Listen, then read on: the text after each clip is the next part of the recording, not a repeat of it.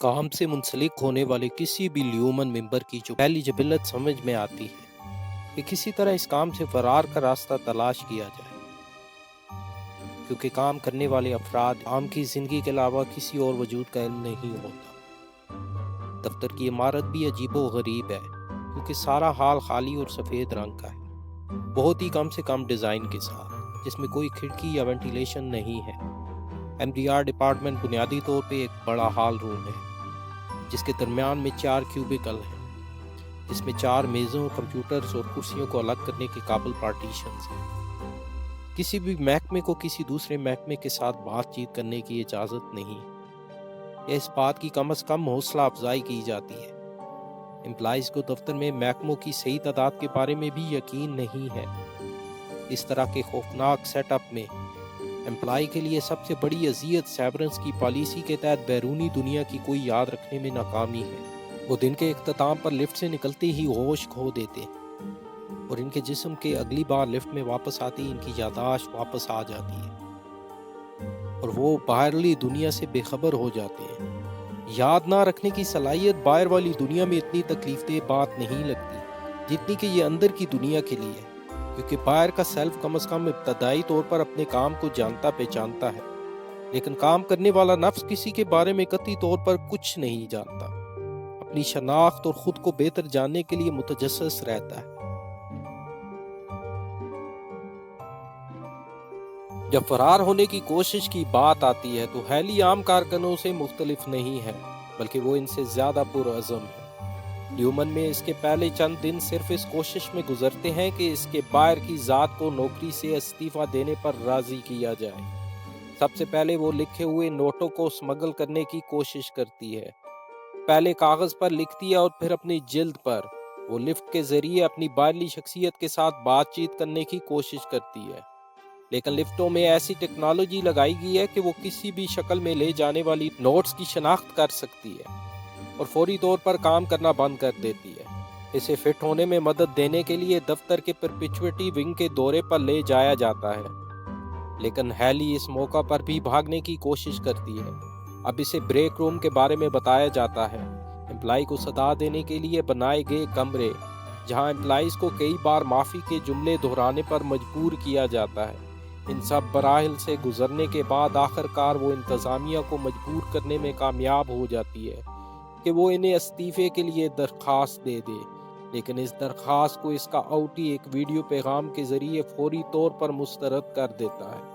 اسے ایک حقیقی شخص ماننے سے بھی انکار کر دیتی ہے۔ ہیلی اس علم سے اندرونی طور پر ٹوٹ جاتی ہے اور لفٹ کے شافٹ سے لٹک کر خودکشی کرنے کی وہ صرف آخری لمحات میں بچ جاتی ہے، اور تب سے اس کے پاس اپنے کام پر قائم رہنے کے سوا کوئی چارہ نہیں بچتا۔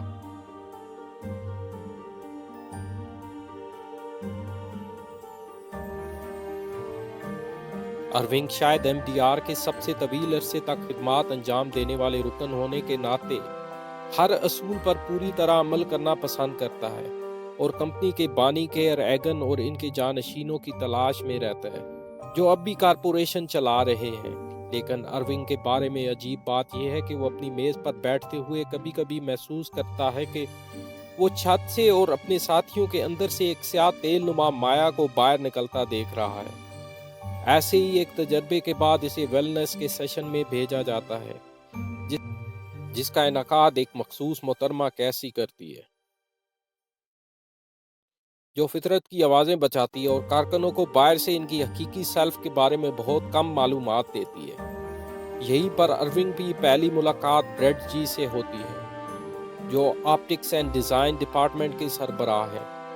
ارونگ اور بوڑھا آدمی آرٹ اور ثقافت میں دلچسپی رکھتے ہیں اور آہستہ آہستہ دوستانہ اور ممتنع طور پر رومانوی تعلق استوار کرتے ہیں۔ لیومن کے کام کی مزید عجیب و غریب بات یہ ہے کہ اچھا کام کرنے پر یا کام کا کوٹا مکمل کرنے پر انہیں معمولی اور سستا سامان مہیا کیا جاتا ہے، جیسے کہ ریزر، حالانکہ وہ پینسل کا استعمال نہیں کرتے، انگلیوں کے جال، کیچر، پورٹریٹ، اور اصلاح کے آخر میں ایک وافل پارٹی۔ چوتھا ڈیٹا کرنچر ڈیلن جی ان مراحت میں سب سے زیادہ دلچسپی رکھتا ہے، لیکن ڈیلن کو ممنوعہ معاملات میں بھی دلچسپی ہے۔ وہ دفتر کے اندر سپروائزر ملچک کی چھوڑی گئی سیلف ہیلپ کتاب کو وہاں پاتا ہے اور اسے پڑھتا ہے، کیونکہ امپلائی کے لیے ضابطے کی کتابوں کے علاوہ کوئی بھی لٹریچر پڑھنے کی اجازت نہیں۔ اس پر یقین کرنے کا فیصلہ کرتا ہے، اسے اپنے تہہ خانے میں رہنے کی اجازت دیتا ہے۔ ایسا لگتا ہے کہ پیٹی کسی نفسیاتی بیماری میں مبتلا ہے، کیونکہ وہ اکثر اپنی 2 بار سیورنس شدہ یادوں کے کچھ حصوں کو ملا دیتا ہے اور اسے ری انٹیگریشن کی بیماری کہتا ہے۔ ان میں سے کسی کو بھی اس بات کا علم نہیں ہے، حالانکہ حقیقت یہ ہے کہ لیومن کے تمام ملازمین کو سفیئرڈ نہیں کیا گیا ہے، جیسا کہ ہارمنی اور مچلک جیسے اعلیٰ عہدیداروں کی اپنی دونوں یادیں برقرار ہیں۔ ہارمنی کوبل مارک کے گھر کے بالکل ساتھ ہی رہتی ہے۔ مارک کا اوٹی اس دوستانہ بزرگ بیوہ پڑوسی کو مسز سیلوک کے نام سے پہچانتا ہے، کیونکہ مارک اسے باہر والی دنیا میں نہیں پہچانتا۔ اس لیے مسز سیلوک باقاعدگی سے مارک کے کاموں اور اس کے گھر پر نظر رکھتی ہے، اور اسے ایسے ہی ایک موقع پر پیٹی نے دیکھا۔ پیٹی نے اسے فوری طور پر پہچان لیا اور وہ اسے دیکھے بغیر گھر سے بھاگ گیا۔ وہ جلدی اس بیماری اور پکڑے جانے کے خوف سے مر جاتا ہے۔ بعد میں مارک کو پیٹی کا سیل فون اپنے گھر پر ملا، جو بلاک شدہ نامعلوم نمبر سے کال کے ساتھ بجتا رہتا ہے۔ اگرچہ پہلے اسے نظر انداز کرتے ہوئے مارک بالآخر کال وصول کرتا ہے اور ایک اجنبی سے ملنے چلا جاتا ہے۔ یونیورسٹی کے ایک کمپاؤنڈ میں ایک عورت سے ملتا ہے جس میں وہ کبھی پڑھایا کرتا تھا۔ یہ خاتون اپنے آپ کو ریحابی کے طور پر متعارف کراتی ہے۔ وہ سائنسدان جو پہلے لیومون کی سیورنس کی چپس بناتی تھی، لیکن اب وہ اس سے باغی ہو گئی ہے اور ان تمام امپلائیز کی میموری کو دوبارہ ریسٹور کرنے کی کوشش کر رہی ہے جن کو سویئرڈ کیا گیا ہے۔ یہ وہی تھی جس نے پیٹی کی یادداشت واپس دلوانے میں اس کی مدد کی اور اسے احتیاط سے جینے کا مشورہ دیا تھا، جو اس نے نہیں کیا۔ لیومون کی انتظامیہ پیٹی کی تلاش میں تھی اور اس کی موت کے بعد اس کے سیورنس کی چپ حاصل کرنے میں کامیاب ہو گئی۔ چپ پر اسکین چلاتے ہوئے انہوں نے ریحابی کے دوبارہ ریسٹور کیے گئے پروگرام کا سراغ لگا لیا اور اسے تلاش کرنے کا فیصلہ کیا۔ جس رات مارک سائنسدان سے مل رہا تھا، اسی رات لیومن کا head office security Doug Karen Mark کا پیچھا کرتے ہوئے اس کے ساتھ پہنچ گیا۔ تاہم ریحابی نے اسے اس کی موجودگی کا احساس ہونے سے پہلے ہی مار ڈالا اور عورت مارک کو ڈگ گرینر کا سیکیورٹی کارڈ دیتی ہے، جو اسے لیومن کے دفتر کی زیادہ تر کمروں تک رسائی دے گا۔ کچھ دیر بعد ڈیلن حیران کن طور پر محسوس کرتا ہے کہ اس کے ورک سیلف کام کے اوقات کے باہر بیدار ہو گیا ہے اور ملچک اس سے کارڈ کے مقام کے بارے میں پوچھ رہا ہے جو اس نے اوڈی ڈپارٹمنٹ سے چوری کیا تھا۔ ڈیلن کو احساس ہوتا ہے کہ وہ گھر میں اپنے جسم کے اندر ہے۔ اس کا ورک سیلف اپنی ذاتی ضمیر کی صدارت کر رہا ہے اور یہ جان کر حیران ہوتا ہے کہ اس کے پاس ایک نوجوان لڑکا ہے۔ ملچک نے اسے سمجھاتے ہوئے کہا کہ یہ ایک خاص پروٹوکول کا حصہ ہے جسے اوور ٹائم کنٹیجنس کہا جاتا ہے، جس کی مدد سے امپلائیز کو دفتر کی جگہ سے باہر بیدار کیا جا سکتا ہے۔ ڈیلن کا تجربہ، جو خاص طور پر اپنے بیٹے کے پاس ہونے کی خوشی کے ساتھ اس نے محسوس کیا تھا، اسے اگلے دن کام پر لیومن کے زیر اثر رہنے سے منہ موڑنے پر مجبور کرتا ہے اور وہ اپنی مایوسی پر قابو پانے میں ناکام رہتے ہوئے ملچک پر بھی حملہ کر دیتا ہے۔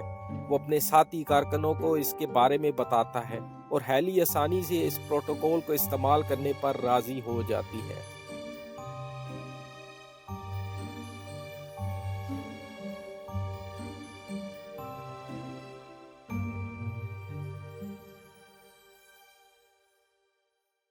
تھوڑی دیر بعد ارونگ کو پتہ چلا کہ اس کے پیارے بریٹ کو کام سے ریٹائر کیا جا رہا ہے، یعنی وہ اسے دوبارہ کبھی نہیں دیکھ سکے گا، اور آخر کار اپنے ساتھی کارکنوں کی مدد کرنے کا فیصلہ کرتا ہے۔ مارک اپنے پاس ڈیڈ گرینر کا سیکیورٹی کارڈ پاتا ہے جو اس کے اوٹی سیلف نے اندر رکھا تھا اور ورک سیلف نے اسے اپنی جیب میں پایا۔ ایم ڈی آر کے 4 ممبران اوور ٹائم ہنگامی صورتحال کی مدد سے عارضی فرار کا منصوبہ بناتے ہیں، جس میں ڈیلن کام پر رہے گا اور پروٹوکول کو چلائے گا، جبکہ باقی تینوں واپس اپنے آؤٹر سیلف میں جائیں گے اور اپنے بارے میں چیزیں سیکھیں گے اور ممکنہ طور پر خود کو کام پر واپس آنے سے روکیں گے۔ سب کچھ پلان کے مطابق ہوتا ہے اور آخری ایپیسوڈ ایم ڈی آر کے کرداروں کو ان کی حقیقی زندگی کے طور پر دکھاتا ہے۔ ارونگ اپنے آپ کو اپنے کتے کے ساتھ اکیلے رہنے والے ایک تنہا آدمی کے طور پر دیکھ کر بیدار ہوتا ہے اور وہ مسلسل ایک گہرے کالے کوریڈور کی تصویر پینٹ کر رہا ہے جس کے آخر میں ایک لفٹ ہے۔ اس سے امریکی بحریہ میں اپنے پس منظر کے بارے میں پتہ چلتا ہے اور پھر ایسے نقشے اور دستاویزات ملتے ہیں جن سے اسے برٹ کی حقیقی زندگی کے گھر کا پتہ چل جاتا ہے۔ مارک کے ورک سیلف اپنی بہن کے گھر ایک پارٹی کے بیچ میں بیدار ہوتی ہے جہاں وہ مسز سیلوک کو دیکھتا ہے۔ اس نے ڈیون سے بھی قریبی واقفیت بنا رکھی ہوتی ہے۔ وہ اسے مس کوبل کے طور پر پہچان لیتا ہے۔ اس کی زبان پھسلتی ہے اور وہ اسے مس کوبل کے نام سے پکارتا ہے۔ کوبل کو فوراً احساس ہو جاتا ہے کہ مارک نے کسی طرح اپنی سیورنس کو ختم کر دیا ہے۔ سب سے چونکا دینے والا انکشاف ہیلی کا ہے کیونکہ اسے معلوم ہوا ہے کہ وہ دراصل ہیلینا اینگن ہے جو لیومن کے موجودہ سی ای او جیم ایگن کی بیٹی ہے۔ اس نے ایک پبلسٹی سٹنٹ کے حصے کے طور پر سیورنس کا آپریشن کروایا تھا اور اب وہ ایک لیومن گالا پارٹی کے بیچ میں بیدار ہو چکی تھی جہاں وہ سیورنس کے حق میں بولنے والی تھی۔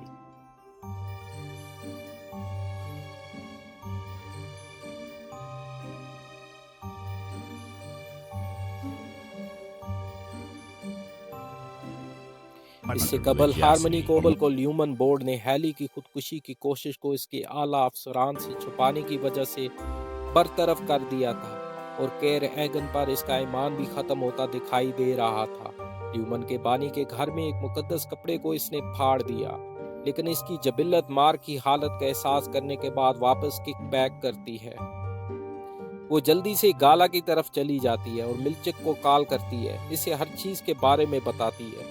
سپروائزر ڈیلان کو اندر تلاش کرنے کے لیے سیکورٹی روم کی طرف بھاگتا ہے۔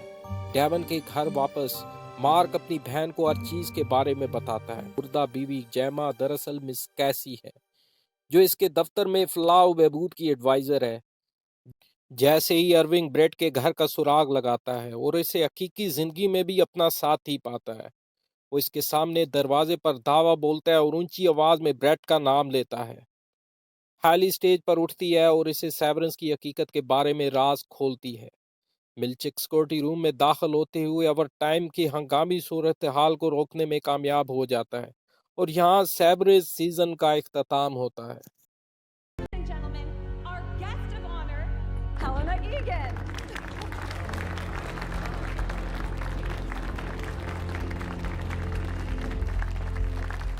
Thank you, Natalie.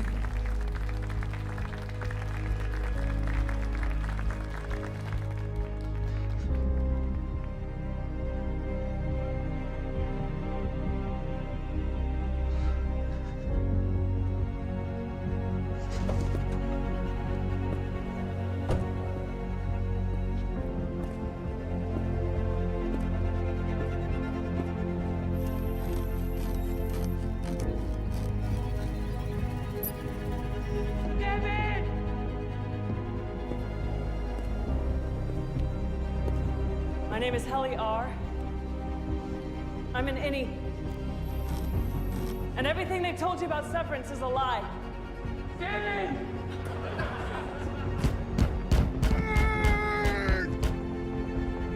No. Listen, we're not happy. We're miserable.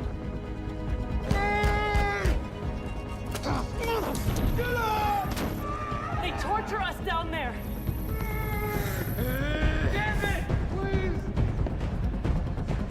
We're prisoners! She's alive!